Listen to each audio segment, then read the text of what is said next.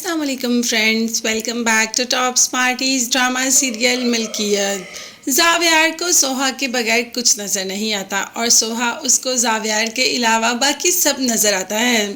जावियार सोहा से यही कहता है कि इतनी मोहब्बत करता हूँ तुमसे कि बस तुम मेरी तरफ एक कदम बढ़ाओ, मैं तुम्हारी तरफ 10 कदम बढ़ाऊंगी। मगर सोहा वो एक कदम भी तो बढ़ाने को तैयार नहीं।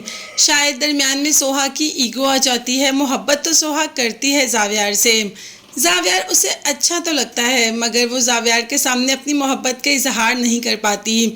जानबूझकर उसके सामने कुछ ईगो में रहती है। भला मियाँ बीवी में भी कोई ईगो होती है? आहिस्ता आहिस्ता आगे जाकर अपनी ईगो को ख़त्म करना ही पड़ेगा सोहा को, क्योंकि ये ईगो सारी ज़िंदगी तो रख कर नहीं चल सकती ना। जावियार जो सुबह ही ऑफिस के लिए रेडी होता है, नाश्ता करता है, जाने ही लगता है कि सोहा ने कोई इस बात करनी होती है। जावियार को बुलाती है और फिर कहते कहते रुक जाती है।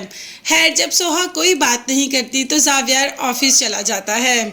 दरअसल आज जावियार को ऑफिस में बहुत ज़रूरी काम है, इसीलिए उसका ऑफिस जाना भी बेहद ज़रूरी है।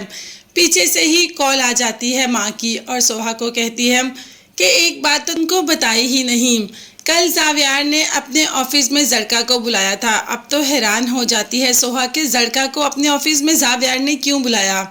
माँ का कहना था कि जावियार से बहुत बड़ी रकम ली होगी जरका ने, ये मैं जानती हूँ, कोई ना कोई अपनी मजबूरी जावियार को दिखाई होगी।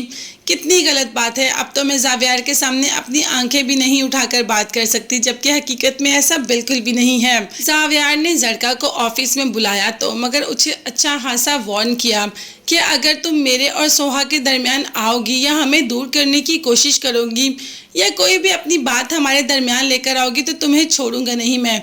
और हाँ, इसके अलावा वाकई ही जरका काफ़ी सारे पैसे लेकर भी जाती है जावियार से, मगर साथ उसका ये वादा भी होता है कि वो कभी भी सोहा को तंग नहीं करेगी, कभी भी उसकी ज़िंदगी में नहीं आएगी और कभी भी उसकी ज़िंदगी को ख़राब करने की कोशिश नहीं करेगी। यही बात माँ ने सोहा को बताई, मगर सोहा न चाहते हुए भी, बल्कि चाहते हुए भी जावियार से ये सब कुछ नहीं पूछ सकती।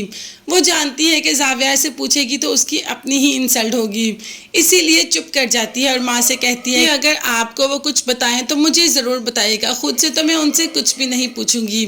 खैर, माँ की फ़ोन बंद ही होता है कि सारा दिन इसी घबराहट में रहती है सोहा। अब रात को जब जावियार आता है तो सोहा, जिसकी की तबीयत खराब है, उसकी तबीयत अभी पूछता ही है कि सोहा कह देती है कि बस नहीं चल रहा कि आपको अपने हाथों से मार दूं।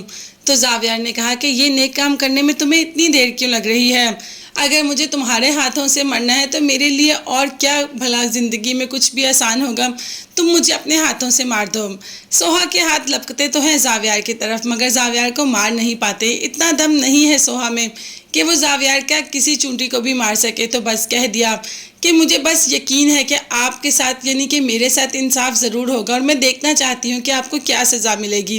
अब देखते हैं कि जावियार को क्या सज़ा मिलेगी। वैसे सोहा का उसकी ज़िंदगी में ना भी एक किस्म की सज़ा ही है, मगर तब तक के लिए चैनल को सब्सक्राइब कर लीजिएगा, बेल आइकॉन भी प्रेस करें ताकि हर वीडियो आप तक बआसानी पहुँच सके। अपना बहुत ज़्यादा ख्याल रखिएगा। नेक्स्ट वीडियोज़ तक के लिए अल्लाह हाफिज़, बाय बाय।